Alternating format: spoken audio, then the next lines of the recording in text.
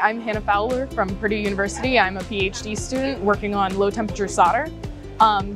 When I think about solder, one of the acronyms that comes to mind is ENIG. So that's electroless nickel immersion gold. That's a surface finish that we put onto pads so that when we reflow solder onto the pad, we avoid oxidation during the reflow process so we get proper wetting.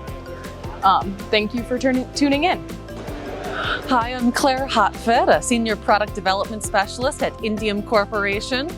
And I've got a few interesting acronyms that we use every day in the SMT industry. One of the ones very related to my work is PCB or PCBA. That stands for Printed Circuit Board or Printed Circuit Board Assembly. So it goes into putting everything together on those electronic boards we use every day. And then for me personally at Indium Corporation, we're a solder company, and one of the properties we discuss all the time is RTP. That stands for response to pause. So that means when we're printing a board and in that assembly process, sometimes we have to pause, break for lunch. And then when we come back, we see how well it performs after that RTP. Another one that I'm super excited about is LTS.